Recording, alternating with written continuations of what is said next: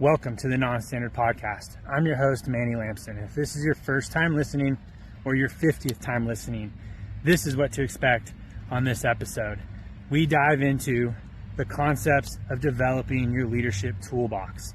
Why do you need this? You need this in any situation to help manage, lead, and control, and ultimately win. How do you do that? You can't use the same form of leadership in everything you do. So every episode, we dive into my leadership philosophy. We dive into the story and the background of the person we're talking to. And we also dive into some leadership traits I have accrued throughout the years. And then we also follow it up with a book review at the end. So you're getting a wide range of leadership topics and traits that you can add to your kit. So without further ado, let's go into the recap of this episode. And afterwards, if you love it, like it, share it, follow it, give us some feedback, because we're only just getting started. Welcome back. I'm super excited on this episode. I am joined with Justin McCartney. He is a tech sergeant in the Air National Guard and also a full-time tactical strength conditioning coach. And as you can tell just by that title, you know we connected. We talk a lot about leadership, physical fitness, and how it is interrelated. And that's sort of how we met through social media as well. And we've built this relationship the past few years on motivating each other, helping each other out, helping keeping each other accountable. Some of the things we talk about in this episode, man, it goes deep. We talk about always be learning, 360 feedback, relationships through comfort and crisis. And on top of it all, we hit the biggest one on nail on the head is if you are physically fit, you can become a better leader. And so that's one of the main points of this episode. I hope you guys enjoy it. I hope you provide some feedback. I hope you save it, like it, and share it. And as always, keep building that leadership tool belt.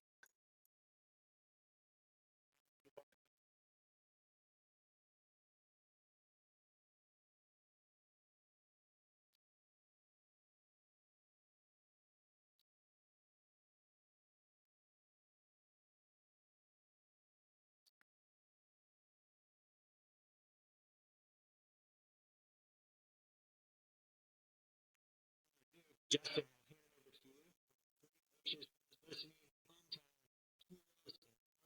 it's a way for those to get to know you and also for me to get to know you. Because just like with most of my guests, it's been through social media where I've never met you in person. We've rarely talked besides like our niche on social media. You know, we talk a lot about habits and fitness and all that, but it's good to get to know people a little bit outside of that. So I'll hand it over to you. Yeah, man, it's gonna be freaking awesome. So yeah, hometown. I'm from Mashpee, Massachusetts, over in Cape Cod, and it's. I just recently did a move, so I guess we'll eventually get into that. But just moved down to Austin, Texas, so now I'm here. It's not necessarily my hometown, but I'm loving it so far. Hey, you're So closer to me. That's even better. yeah, that's even better. That's why I made the move. That was one of the main driving forces here. So heroes. So number one would be my dad. So he kind of helped pave the path that I'm on right now, to be totally honest. Helped me with, understanding resiliency, the mental components, all these different things, getting through hardships. Number two would be Tim Grover. So we were talking a little bit about him before we started recording, but I think is so freaking cool. Where if you don't know who Tim Grover is, he's a performance specialist when it comes to bringing the best out of athletes. So he's worked with or coached Michael Jordan, Kobe Bryant, Dwayne Wade, a ton of top tier talent. But he's always really resonated with me, and he's got some phenomenal reads. So he's got Relentless out there, Winning. Those are the two top that I would definitely recommend. But yeah, I just love that aspect of being kind of behind the scenes, and it kind of relates to me with coaching tactical athletes, but being behind the scenes and really empowering people like Michael Jordan and Kobe Bryant, who we kind of view as, unshakable, but I think he is definitely like one of the biggest supporting cast to those types of people. Yeah, I'll add on to the Tim Grover thing for those listening. If you haven't read his books, like he said, Winning and Relentless, they are phenomenal. And the reason I love Tim Grover is if you don't know strength conditioning, it's fine. It's almost like if you're not in the military and you read like a military book or something like that, you're still gonna be able to relate to it. If you're not a strength coach or you don't coach people, you can still relate to it and learn from it.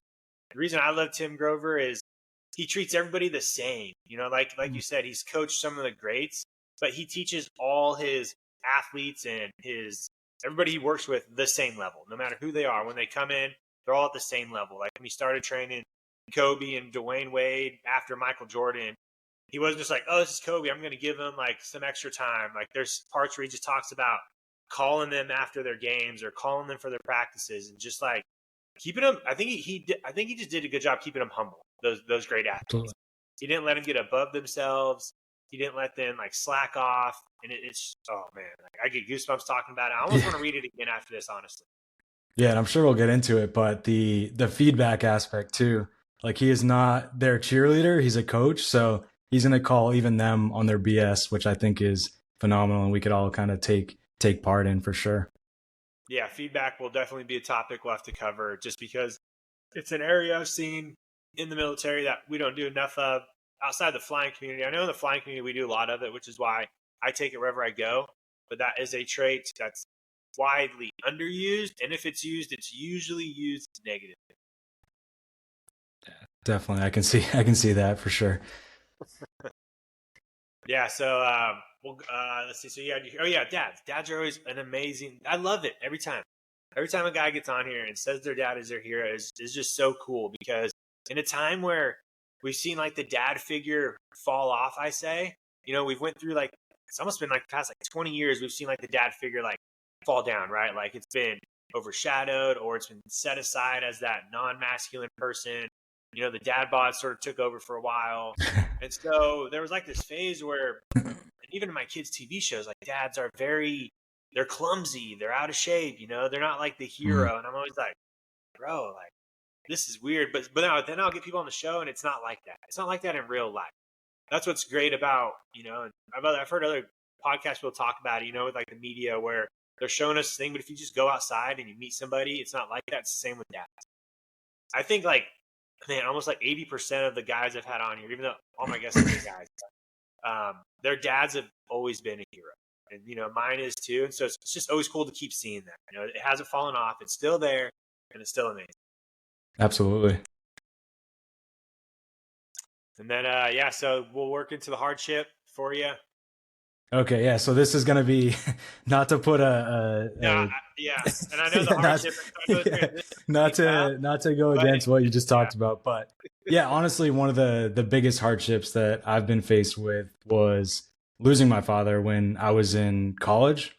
So to be totally honest, like as of recently, I just started like actually unpacking it and kind of diving into it and using it kind of as like as a superpower instead of a detriment. So in school, I kind of used it as that avoiding aspect. Like I'm not even going to think about it. I'm just going to avoid it.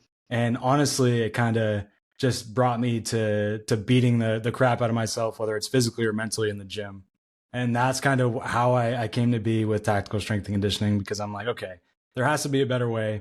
I got some good mentors to help me with my path. But ultimately, yeah, I don't, as weird as it sounds, I don't, obviously I wish it didn't happen, but I would say that I wouldn't be where I am today because of, him, my upbringing, but more importantly, kind of being that driving force and that bigger purpose, that why behind everything that I do now. So.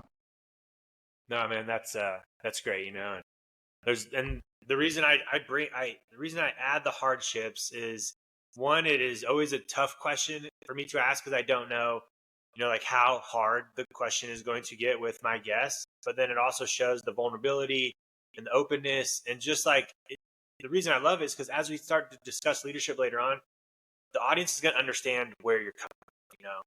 Like we talk about on so many episodes, if you don't have any struggles or hardships in your life, it's really hard to be successful, honestly. I have not seen or met or heard successful people that have never struggled, or never went through a hardship. If it's not them, like something in their life that made it different. And like you have seen and you've done, it'll make you better at understanding it, talking, and then using it. So that's what's good. Absolutely. Yeah, you can, one of two things could happen. Either you could go down one path and it's like I don't want to say like the woe is me mentality, because like you said, everybody's faced with hardships. So, my loss, like everybody has losses, everybody has those types of things, but I think it's more about what we do with that. So understanding like, okay, this is going to fuel my purpose. This is going to be my driving force. And now that is extremely powerful. So I use that as like fuel instead of the goal of, being a coach or being stronger or faster. It's like, no, like I want to be an asset for him. So that's what I really dive into, even with coaching. It's like, no, let's get into the why aspect. Like, let's dive into purpose. And then that's what's going to kind of lead you through these hardships. And that's how we can get through it ultimately. Yeah. So let's talk about obviously the career that has led you to where you are now, really, becoming that coach, that full time, you want to make great people. Where did that sort of start? We can even start as far back as, hey, why'd you join the military? Always a great question for people out there listening that haven't joined or are considering. Yeah, I mean, I feel like it happens to a lot of people, but I was just kind of lost in high school and then I went to Westfield State, studied criminal justice for my bachelor's, and don't know why I did it, but usually we get kind of pressured going into school and just kind of, I think this is what I'm supposed to do. I don't know. But I eventually got to a point where I had a common friend who was like, hey, you should try out the Guard. So I still am in the Guard, but I went full time and just kind of had fun there. So I was I am an analyst. I'm an instructor, so I instruct resiliency as well as instruct in the weapons and tactics shop, and I do a lot of like managing PT and those types of things. So managing PT programs, but I think it all started from strength and conditioning. And I know that seems like kind of obvious or maybe biased from my perspective, but really kind of formed into like I formed into those roles from training. So as an A1C, you kind of get in, you don't really know how the military works, you don't know how anything really works, and you just got to kind of find your path. So for me, that was doing training outside of the military. So doing like powerlifting competitions, tough rucks, the best warrior, those types of things. And then that led me to develop to being selected as an instructor, leading the resiliency team and doing all those different types of things. So I think it eventually got to a point where I actually got selected for a master sergeant spot recently, and I felt like I had to make a decision. So it was either do I lock it in and stay full time and kind of do something that I'm not super passionate about. So obviously I'm passionate about the leadership side and those types of things, but my actual job, I wasn't super fired up about. So do I kind of stick it out, lock it in, or do I chase my passion and bet on myself? So that's when I took the latter. So I still am part-time a drill status guardsman, but that's when I took the jump and kind of where I am now. So now I'm doing tactical strength and conditioning full-time and a full-time student at UT Austin. Man, that's amazing.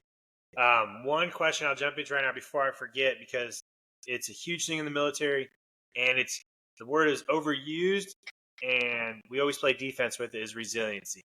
Obviously, for those in the military that are listening, and you've probably heard before, we always have these like resiliency days, or every time there's unfortunately like a bad accident or a suicide, we talk about there's always like a resiliency brief or something like that. And my question now is always I always try to ask if I get a chance is, and this is going to tie directly in what you said, how do we build more resilient people than playing defense with resiliency? So like right now, what we're hearing resiliency briefs is be cautious around what you say around people.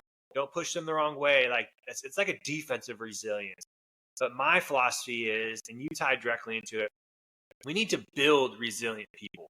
And one of the ways to do that, which a lot of people hate to hear, is freaking PT. Build strong, mentally capable people, and they will be more resilient in tough situations. Physically, mentally tough situations. And you tied it in directly, man. Like you have seen it starting on the PT side, how it made you more resilient. So if something were to happen, or you were to think about suicide or something like that, I think people can cope with it better if they are physically more capable. And so that's why every time I always go to these resiliency briefs and the guys up there talking, like, don't do this in your office to push somebody the wrong way. And I'm like, bro, we just need strong-minded people to begin with. So if a crude joke is said or they find something offensive, they can deal with it. What's your take on that? Yeah, I think you're 100% spot on. And I used to be the the squeaky wheel or the annoying person when we would set up for certain resiliency things, because I would always argue, like people would be like, "Oh, let's do like this meal or resiliency lunch and all these different types of things." And I'm like, "Well, what are we doing from a resiliency standpoint? Like how are we creating more resilient people?" Because yeah, that nothing would frustrate me more than doing those types of briefings or using that as like an overarching term where it's like, yeah, there's definitely aspects of resiliency in certain things, but like you said, I think the PT is the answer, to be totally honest. And I was fortunate enough when I was there full time. My commander was super cool, and he's like, "Hey, like this is by the books my program, but it's your program, so have fun with it and kind of like help us change this culture." So yes, there was mandatory PT. There was different aspects, and I would try to make it fun, right? Like do team competitions or flight versus flights or those types of things where it's like, all right, like, yeah, we're going to get the whining, bitching and moaning beforehand. Absolutely. But when we're all out there, it's actually pretty fun, and it's cool to zoom out and be like, okay, people are having fun. They're building connections, which is probably the biggest aspect of resiliency. But that's what it is. Like, let's train and understand that PT is more than being green on a tracker, right? It's more than just, yeah, I'm green. I don't have to test in a year or 6 months. Like that's not what readiness equals. Readiness, like you said, is being physically and mentally capable. And I think that's through repetition of training consistently year round, not going through a PT prep phase for your test. It's like, no, I'm going to be ready 24/7, 365, and I'm not going to have to get ready because I am ready. Those types of things. Man, one of my favorite lines. Might as well just be ready than get ready. Like, yeah, I use that so much in my training. People hate it. Yeah. People always ask me like, now, Manny, what are you training for? You get ready for another event? I'm like, I will literally be like, dude, I just maintain to be ready to do anything. And they're always like, what? Like, what do you mean? I'm like, dude, if like a friend texts me and goes, dude, you want to run a marathon with me this weekend? I'll be like, yes, because I've been physically just staying ready. I'm not gonna be that friend that's like, dude, I need to train. Give me like 3 months. I'm like, dude, I'm gonna do a marathon freaking right now, dude. Like, let's go. And then that's the mindset I bring to some people when I talk about PT. It's just that mindset, and it helps me mentally too. Like, for instance, I was just like notified, like, hey, you're gonna go through instructor course coming back from this deployment trip. Are you ready? And I'm like, sir, yes, because even though I may not be like ready, I'm always ready for something. I'm not going to tell them like, hey, no, I need to push that off a couple months to get like my life in order. Like, no, I'm ready. Like, I will start studying a little bit more now, but I've been consistently doing something to keep me ready. Yeah, I love that. There should only be like small tweaks and adjustments or like knocking off the dust, those types of things. But yeah, this gets me fired up where it's like I've had talks with my commander, joking around with him, and I'm like, hey sir, if we did like I was like, I can picture you with those like bingo rollers like on your desk, bingo roller. It's like, hey, you get chosen, your name gets chosen, you have 48 hours to test. Oh, yeah. And not do like these, oh, I have 6 months, I can kick the can down the road and not be prepared and those different types of things. But yeah, I just think that it all, like you said, I think you nailed it, where it's like strength and conditioning is the vehicle to resiliency. It's the vehicle for leadership. It's the vehicle to an improved mental capacity. Like that's what we need to get after with training. Yeah, and then one of the things you mentioned was the hard PT sessions where people are bitching and moaning before, but I bet you after, that's what people talk about, and that's what they remember. Like I've seen it when I was in the OSS. I was the guy my commander would come to when the PTL couldn't have a PT, and he'd be like, "Hey, Snare, I need you to get a PT ready this week." And I'm like, "Sir, it's going to suck, right?" And he's like, "Yes, sir." Or he didn't say yes, sir. He was like, "Yes, that's right." And I was like, "Okay, sir, like here we go." And I still run into airmen, even though I'm not in the OSS. They're like, "Oh, sir, I remember that PT where you had us doing like bear crawls." And like I had the Army recruiters come out and give my squadron the ACFT, their PT test. And they still talk about it to this day because it was hard. And I'm like, you guys, like but that's the thing. They'll hate it before, but after that's what they remember. And that's what that either is going to flip a switch in some of them to get in better shape, or start working, or it's going to prove to some of them they can do it. And that's why I love doing some of these hard workouts. That's why I do these rucks with airmen. I do these home workouts with airmen, because they'll come there and they probably don't know what to expect, honestly, when I do these workouts, but they get done and they go, I never thought I could do that. Like Absolutely. I had a guy come with me and we did 300 burpees, and he'd probably never done 100. He got done and he was like, that's the most burpees I've ever done. Like, yeah, absolutely. That stuff's awesome. Something I used to do too is like throw in weird things where it's like, okay, this is your team. Somebody has to be in a plank position until we're done. So like that aspect of like, all right, like you're going to see if I'm looking at you in a plank and I see you struggling, I'm not going to just look the other way. I'll be like, all right, like I'll tap you out. Like we'll switch off, or something like, okay, each team has a 65-pound kettlebell and it can't touch the ground until it's done. So like you have people, handing it off and like switching off or being like, okay, I got you. You look tired, and those types of things. And I think that's what also builds that connection. So you could get to know people on a personal level. And then if you were to see that person that's a little off when we're in uniform and when we're at work, like, hey, like you have that touch point from the bond that was formed through the suck. Yeah, that's cool. Yeah, it's one of those things. I know the Army does it very well. They do obviously a lot of PT, a lot of training, and one of their philosophies is sweat and training. More sweat and training, less death in war. That very similar concept, and it's very extreme, but it just means so much in their world, because that's how they train, that's how they live. Is they record the amount of people that die, and so the less people they can have die, the better performance and result they're going to get. So they make their trainings very accurate. They make their PTs really hard, so there's less injuries and less results. Absolutely. Yeah, man, let's just continue this train. So you dive into the PT, you're working on your new job, you're getting there going, you're doing your tactical strength training, which is great. To continue on with the leadership philosophy that I have. So for those listening, everybody knows usually around this time of the episode, we dive into my 4 leadership philosophies that I've developed and sort of live my life by. It's like my motto whenever I try to do something. It keeps me guided. Lead by example in all you do. To be selfless, you have to be selfish. Build relationships based off trust and care. Challenge the road in front of you, getting comfortable, being uncomfortable. So my question to you is, out of those 4, which one do you see people struggle with? And then how can you teach them or motivate them to get better at that one? Oof. That's a good question, because when I saw those, I was like, damn, these are all so good. I would say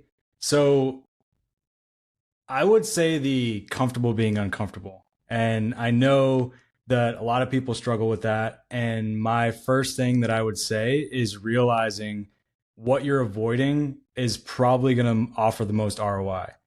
So whether that is if you're avoiding conditioning, if you're avoiding public speaking, if you're avoiding having these tough conversations, all super uncomfortable. And I'm guilty of avoiding some of them, if I'm being honest. And I think all of us are at some point. But it's understanding like, okay, we need to be able to like challenge ourselves, be able to full send it, detach from the outcome, and then refine and just keep going in that cycle. So realizing like, yeah, you're not going to be perfect. Like, for example, I was super, like, you don't know how nervous I would get when I would instruct, like for the first couple of times. And I'm like, I'm going to be make an idiot of myself. I'm going to be so embarrassed. Like I'm going to fail. I'm going to do all these things.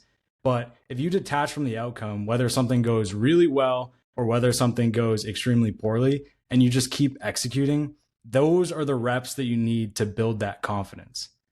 So something that I would always ask people, and I'll ask you, I'll see what you say.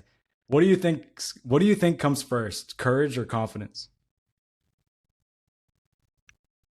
Ooh, I would probably say courage first. Absolutely. Because you build confidence through having courage. So I had a mentor of mine, and he said, a lot of the times when people say they lack confidence or being in their ability to be uncomfortable, they really are saying that they lack courage to be uncomfortable. So if we can figure out how to tap in and realize, hey, like this is gonna be game changing for me, whether it's getting some untapped potential or whether it's crushing my PT test or crushing physical standards, mental things that you're going through or dealing with. Like if you realize like, okay, this is going to offer me the most ROI, now all I need is courage. And then the confidence will come, because I hear that all the time. where it's like, oh, I just don't have the confidence to do something uncomfortable, or I don't have this or that. And it's like, yeah, because you haven't put in the reps, you haven't put in the sweat equity. But once you do, you'll see that you will start becoming more confident to be uncomfortable. And then once you get that confidence, that's how you can be more comfortable being uncomfortable. I know I just said that a lot. I kind of jumped around there, but does that make sense? No, it makes plenty of sense. Yeah. I'll just keep piling on to some of those. So I hope my title is long enough for this podcast. When I title it, "What You Are Avoiding Will Provide the Most ROI." I don't know if I can fit that in a Buzzsprout title.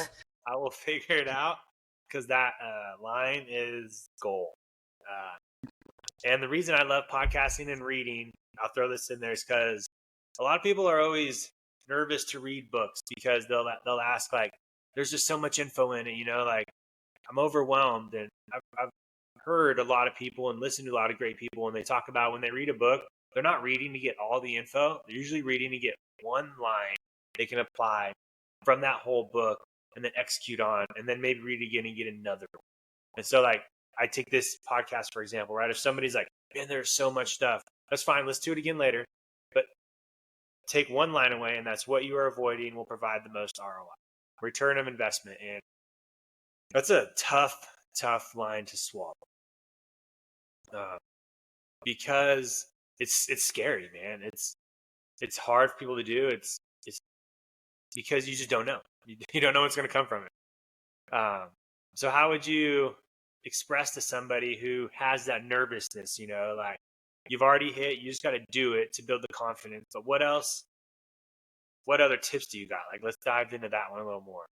Yeah, absolutely. I would say the first thing that comes to mind, and obviously I'm biased towards strength and conditioning, but think of that aspect of progressive overload, or that stress inoculation, where it's like, okay, if you are terrified to speak in front of people, I probably wouldn't sign up to speak in front of 80 people. I mean, maybe you can rip off the Band-Aid and do that, but that's probably not the best bet. Where it's like, okay, let me ask a question that's been bothering me in a group setting. Like, let me do little things that can build, again, that confidence, or get in those reps to be able to prove to yourself, like, okay, maybe I can do this.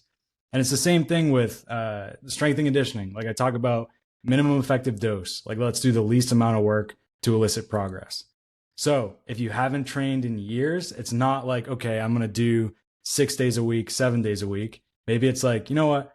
I'm going to go for a walk today. I'm going to get some steps. Or maybe I'm going to train 2 days a week, 3 days a week. And then you progress from there, because it's so much easier to add to what we're doing than to figure out where we need to subtract. So start, quote unquote, too easy, and then progress from there. Yeah, I see that a lot with guys I have younger in the B1 squadron, because we have, obviously, you've seen it, in a lot of jobs, you have TOs you got to read, certain manuals and stuff like that. And I've seen a lot of people that, I'm just going to sit down and study for like 5 hours, But you hit it on the head. Like, you have to start small with studying as well. So, like, for instance, now I've come to a trait where if I'm going to study something, I do like 15-minute blocks. I don't study for like hours. I will just read for 15 minutes and do that 3 times a day. That's 45 minutes of effective learning, then 45 minutes of straight staring, where my mind is probably wandering by that 30-minute, and I'm not remembering a lot of it. It also comes down, I think, it's a line I've used before, but it's when you just study too much and you just don't remember enough. It's going to bug me. And so that's what I tell people. I'm like, dude, after like 30 minutes of reading something, your mind's not going to keep it all. It's just going to stop. And so you just got to stop, do something else, and come back. And that's sort of like we were talking about with exercise, start small. Just do like a couple sets bicep curls today. And then maybe next week we add, like a barbell curl or something with it to increase that overload and do that. So that's how I teach people in some of the study and stuff is, hey, on the physical side, here's how it applies, but here's how we can apply it on the mental side. If you're learning for a new job, don't just sit down at night and just read the whole chapter of the manual at once. Like, break it up, read a couple pages, go do something else, come back, and then you'll continue to see those results. So that's good there. Yeah, you should. Have you checked out Deep Work by Cal Newport? That's a phenomenal read for that, like really digging in and concentrating. So I'm guilty of this, so I'm not trying to like cast stones here, but It's essentially like, hey, if we're going to study, that's exactly what we're going to do. So we're going to put our phone in airplane mode. We're going to put all technology and we're just going to sit there for, like you said, 15 minutes. And then that's the focus. Like that's the sole purpose. But if you, like you said, if you sit there for 5 hours, you're not retaining any of that. So I love, and that's what made me think of that with your work blocks. Cause he talks a lot about that, where it's like, hey, 15 minutes, 30 minutes, whatever that may be, and then go get some steps and some sunlight, decompress. Don't think about it. Give your brain some time to kind of get some of that information in, and then go back another 15, 20 minutes, whatever. That is going to be tenfold more effective than sitting there for 6 hours trying to test cram. It's the same thing with PT. Yeah, and and sometimes I'll just read and then go for a walk to where I'm thinking about what I read, and then it hits up even more. Like I ingrain it in my mind. And so that's why I just like walking, like people don't realize the mental clarity, or running, like I'll do when I run too, but for most people, like just starting to walk and think is so beneficial, because you'll just start recalling a lot of things, you'll start remembering a lot of things. You can work through that process. And it's also another way to start small, like you said, with people who are nervous to do things. Just go outside, think about how you're going to do it, but then you have to go put action to results. Just thinking about doing something doesn't really get you the results. Absolutely. The other line, let's see, we talked about what to avoid. Yeah, reps. Super important. Small reps are going to equal, large results. Arnold talks about it a lot in a lot of his books, and it's not just in the weight room, but it's just doing things. Doing things for repetition, even if you fail, is what's going to lead to success. And so for most people out there, to get good at something, they're always nervous of, well, I'm not good at it now. Well, duh. Like that's the point of practice. That's the point of learning. That's the point of getting better. And then, like you said, starting small groups, if you're intimidated talking in public, you do that multiple times and then work up to that large group. That's why reps is the key to success. Tim Grover probably talks a lot about it on his stuff. When he, obviously being a sports guy, he talks about it with shooting basketballs. Like, I think Kobe Bryant has said it before. He said it a lot, where he was just talking about the more shots he would take. I think he was asked in a couple of shows or a couple of times, like, why do you keep shooting if you keep missing? And his response is, well, I'm just going to keep shooting because I'll make one, I'll make more. And so it's like a big thing to that. That's a good one there. I think too, with that, the whole, like, just having the courage and confidence, all these different types of things with being uncomfortable, is I talk all about this. My clients probably get sick of hearing me talk about it, but it's our ability to measure backwards. So instead of looking at an ideal of where you want to be, it might be like trying to, be in the desert, touch a horizon line. Like, you might not touch it, but if you put in the reps and you look backwards to see how far you've come, that's going to be the fuel needed to keep you going in the right direction. So like you said, hey, once you keep getting in these reps, it's important to not be your own toughest critic. I know that's hard sometimes, but it's important to be able to take a knee and look back and be like, wow, I'm doing 225. Back in the day, I was doing 185. Or when I first started, I was doing 185. And it's the same thing with studying. Like, wow, when I first started, I couldn't even concentrate with 10 minutes. And now my work blocks or my study blocks are 35. I must be moving in the right direction if you're being intentional. So that's another aspect where it's like, okay, let's focus on how far we've come. Yeah. It sort of ties into don't focus on the win, but the win, which is that don't focus on the WHEN, because the WIN will come. A lot of people will set those goals, and that's all they're worried about is when they think they're going to hit it, not win. You're not winning, And so that's good. I like that. It's definitely a way I've looked at a lot of my goals now, where I'm not like, oh, by 4 months I need to be at 182 or whatever physically, where my goal is. It's just like, let me just get there, because I know I'm gonna get there. But if I put that time constraint on it, it stresses me out. That's where a lot of people build anxiety. They stress, and then they overthink, and then they just quit. Weight loss is a simple example to use, and we have seen it a lot, both of us, where clients will come to us and be like, I need to lose this much weight by this much time. And I'm like, all right, if you want to put that date on it, it's doable if you lock it in. And then they start slow. They don't get the results they need in the first few weeks, and they taper off, and then they don't get it. And I'm like, bro, just like, let's just get there when we get there, and you'll be successful. Absolutely. You'll be able to sustain it. Yeah, exactly. Yeah. That's the one thing people, and that's, it's part of life, and that's just how we are as humans, what we see on social media and what we see around us. More people are faster results. Fortunately, that's just what people want, but what they need is somebody to tell them, like, hey, it's not reliable or not realistic, but I'll get you. Absolutely. Nice. Man, so that covered. Oh, the other reason I was going to dive into the comfortable being uncomfortable is most people think being comfortable is like successful. So does that make sense to you? Yeah. Yeah. So explain that one a little bit. What's bad about being comfortable?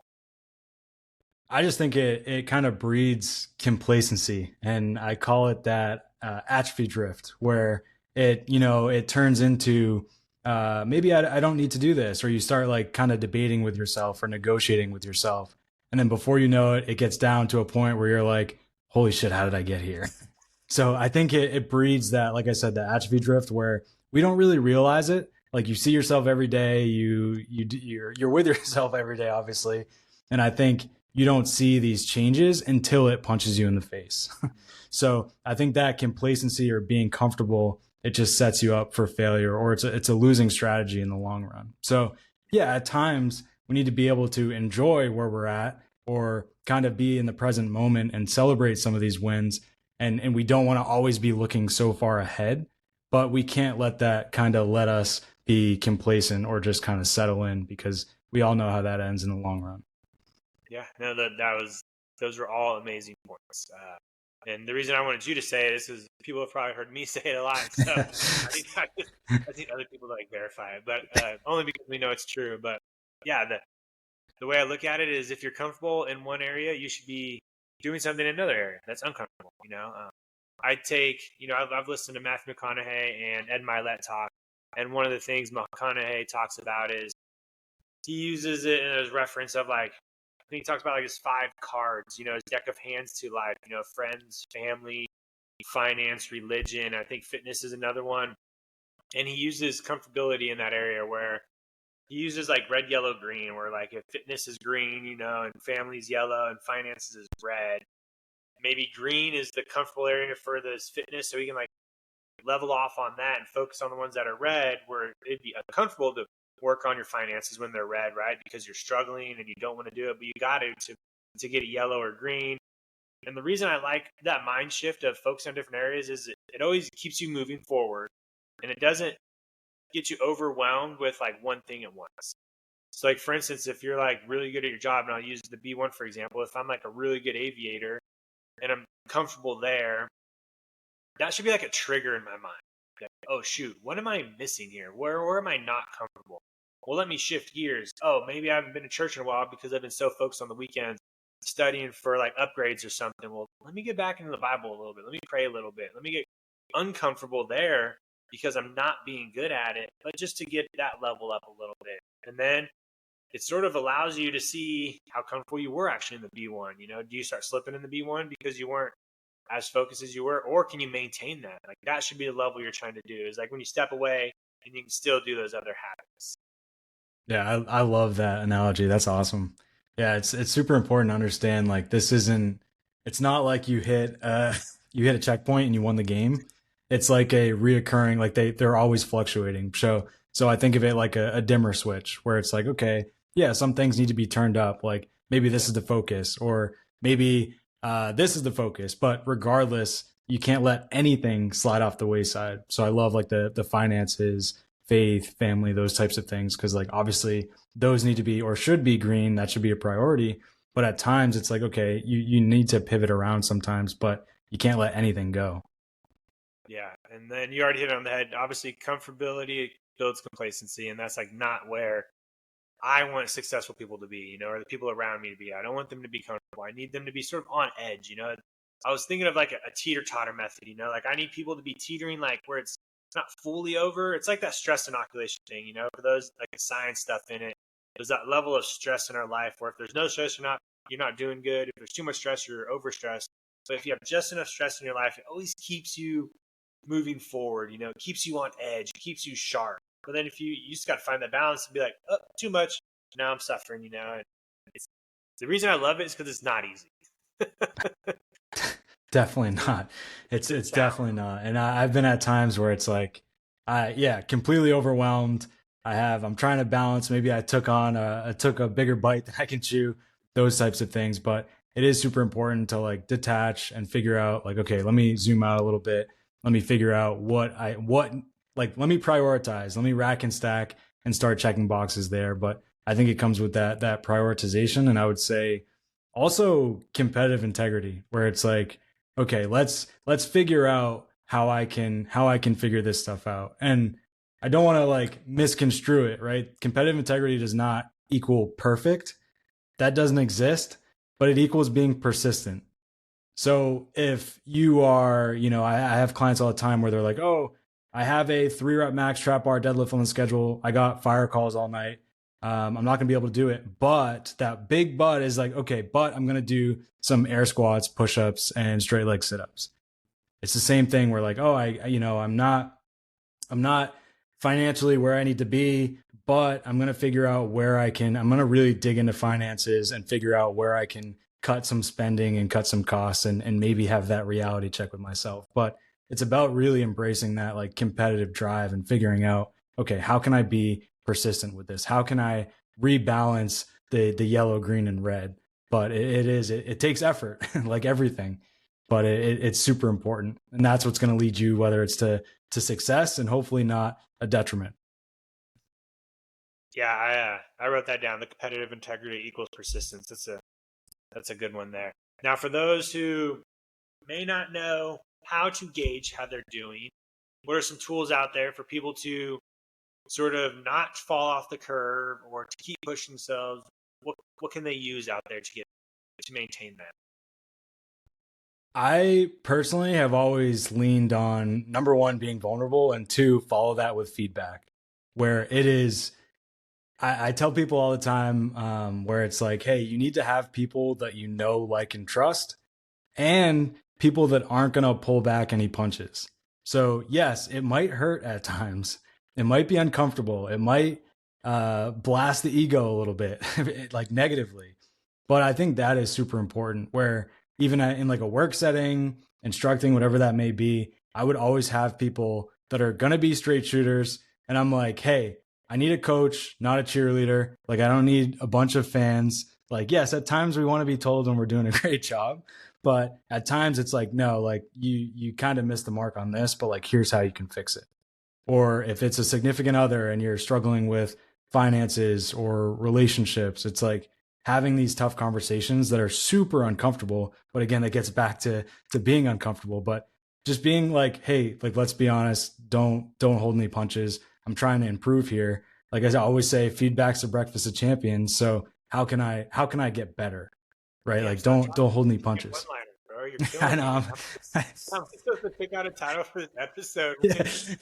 That is the biggest thing, and I think I've done that with leadership. Some of my leadership, where it's like, obviously you need to be extremely tactful here. Don't go crazy if you don't have a good relationship with your leadership. But it's like, hey, sir, like, how can I improve? Like, I'm trying to improve here. Or how do you think I'm doing? Like, honestly, and like, whether it's figuratively or literally, take off rank, it doesn't matter. But have like an adult conversation with somebody and be like, how can I improve? Or your subordinates, like, hey, I need you to be honest here. You're not going to hurt my feelings. What am I doing well? What am I terrible at as a leader, as a supervisor? And it's the same thing with your peers. Like, we need to figure out how we can improve, and that starts with sometimes getting that gut check, but we need it. Yeah. So what was the feedback line again? I was finished trying to feedback. Feedback's the breakfast of champions. Let me write this down really quick, and then I'll add on to what you said. You're good. Feedback, key, crucial. Man, you are literally spitting out everything I love hearing, and I hope those listening are just as excited as I am, because it matters, man. Some of the highlights you hit, and I will cover a few of those. You have to have relationships to get good feedback, because the people around you, if you have good trust relationships, will be honest. That's one area. Two, you have to ask for feedback as well. I've been there in my career where I did not ask for feedback. I was naive. I was stubborn. And when I didn't get it, or when I got it and it wasn't what I wanted, I was upset. but that was my fault because I did not ask for it at the time beforehand to fix what the previous feedback was going to be. And that person didn't know what I was looking for. So you have to ask for it. You have to set the bar. You have to tell those people above you, below you, next to you what you are looking for and when you are looking for it. Because they are not going to take the time to give you feedback when they're busy too. They have a life. Like, that's just the way it is. So you have to be proactive. It's a weird circle. You have to be proactive and reactive feedback because you can't just wait for feedback, which I think a lot of us are waiting for. We're waiting for somebody to be like, Justin, dude, you're doing a great job training this person. Like, I love it. It probably won't happen. Yeah. You either need to find some way to get those reactive feedbacks with surveys or set up calendar stuff, reminders, but you have to do it. You have to control your feedback. And then the other one, those are the two big ones. I think there's anything else you said that I wanted to hit. I think those are some good ones to focus on.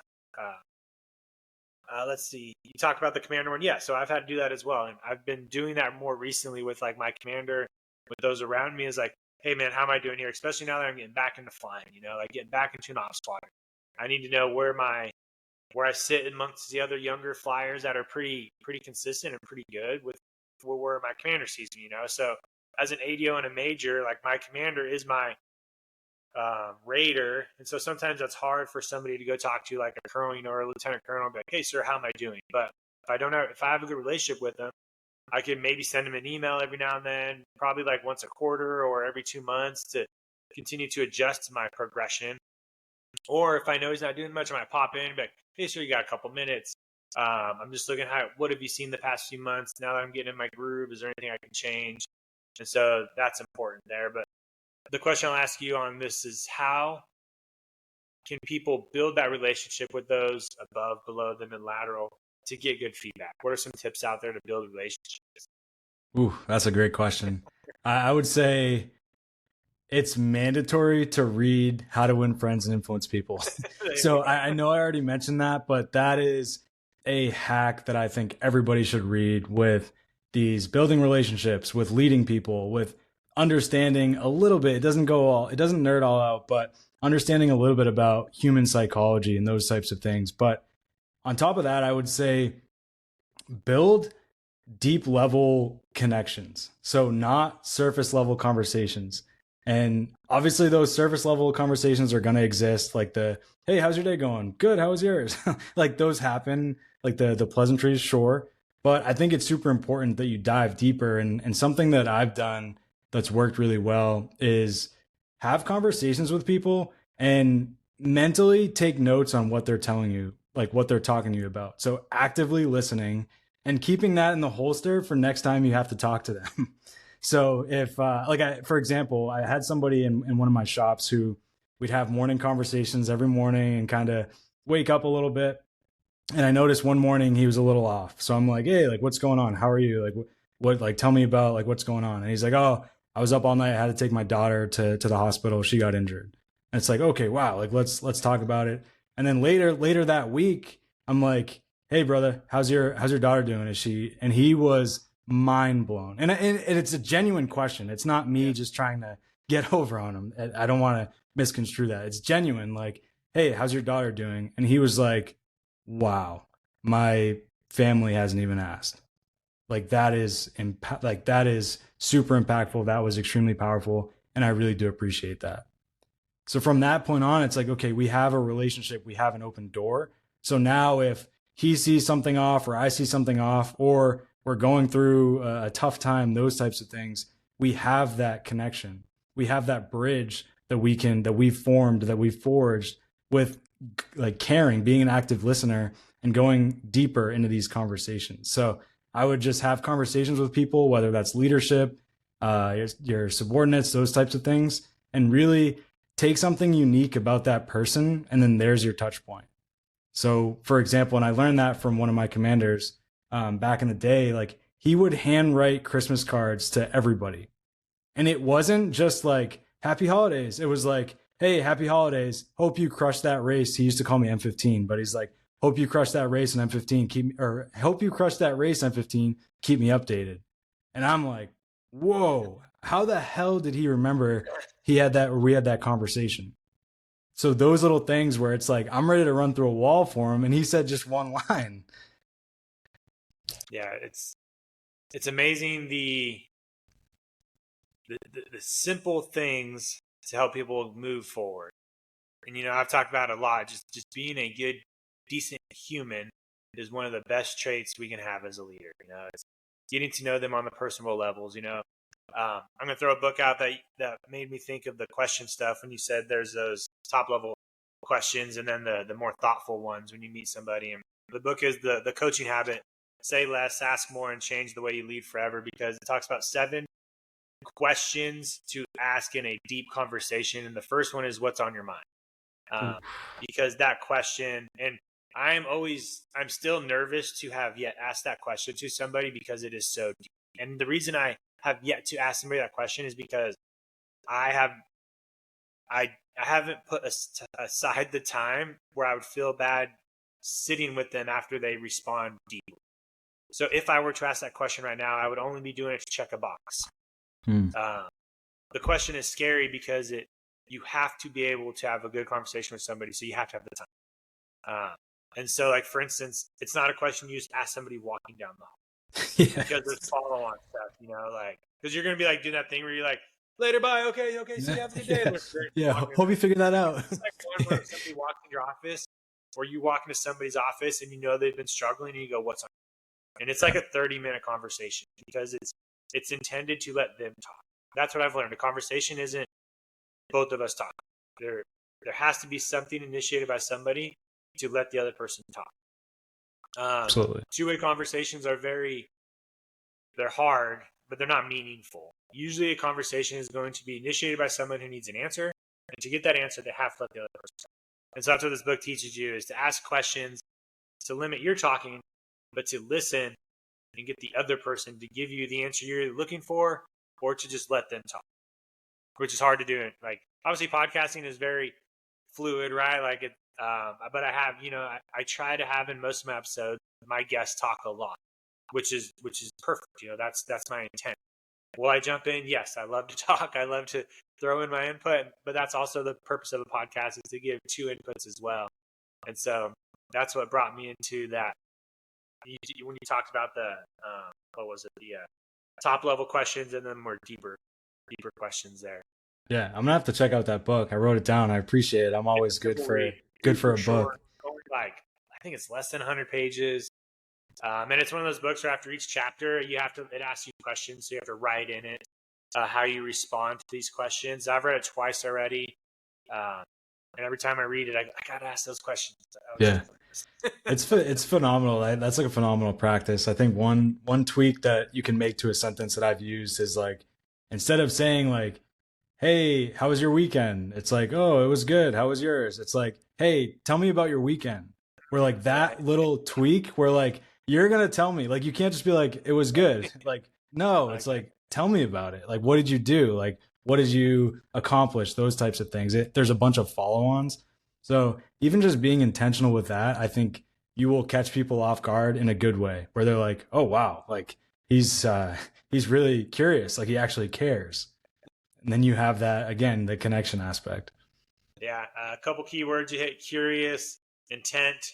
You mentioned earlier empathy and being genuine. All of those come from building relationships, taking the time, and getting to know people. Like, all of us remember great leaders probably because that those keywords. It wasn't probably something else they did. It's going to go back to, they got to know me, they knew my name, they knew my wife's name, and you hit it earlier. The follow up stuff is huge. And in the military, we don't see a lot of that with leadership. Unfortunately, they'll come in, like, you'll get a new commander. Usually, you give them like a tour of your offices. They come by, you, hey, sir, this is like AFE, or this is our analysis shop, and then they leave. But I'm pretty sure if that person were to come back later and be like, hey, I remember coming into your office, or I saw you have this on your wall. Is that a picture of your family? All those follow up stuff is what's going to continue to build the relationships. That's why, like you said, I'll try to remember something of a conversation with somebody and bring it up later. Like, it's if you want to get better at that, some people will build like a retention list. So I'll have a retention list. You probably have with your clients, where if I have a survey, I'll ask them what their family is so that next time I talk to them, I can remember, I can pull up this document and be like, oh, we talked about, like you said, they have a race coming up, or, maybe their sister had a kid or something small that I can at least get a conversation started if I don't know, or continue building that relationship. Absolutely. I love that list idea. I have something similar with my clients, but even just general conversations, I think it's super, super important. Like keep something in the holster, have a touch point, and then you have some ammo if it gets awkward too. So it's like, if you don't want to just sit there in silence and be awkward, but it's something that you could take out. But I also think it's a perfect opportunity and super uncomfortable, but to practice. So there is people everywhere. And like you go somewhere and just like, hey, I really like those shoes, and just keep it moving. Like that is how you get those reps that we were talking about. And then when it comes to your commander or whoever that may be, it comes easier because you've had the courage to practice. So the same thing, like if you're ordering a coffee, like talk to the person, like they're a person. Say their name if they're wearing a name tape. Like something as stupid and simple as that sounds is so impactful for getting those practice reps in, and then it just comes easier from there. Yeah, I do it wherever I go. I try to get to know one person wherever I go. Doing the Live Hard program from First Form, like one of the steps in phase 3 is get to know somebody new every day. And so when I go to the grocery store on Market Street here in Abilene, I will say the person's name at the cashier, but usually by like a week, I probably know their name when I come in. I may know if they're in high school or what they do, and like one of the kids' names there is Connor, and he knows my son's name is Connor, so I'll see him, and it makes their day. We're all human. So that's they why see you walking in, they light up. Yep, I don't wear headphones at the gym because I will. If I don't know anybody, I will get to know somebody by the time I leave, and it's as simple as nice shoes. So next time I see them, maybe they're doing an exercise or I need a spot, I'm like, hey, dude, and they'll know me. They'll be like, oh, that was the guy that complimented my shoes. Okay.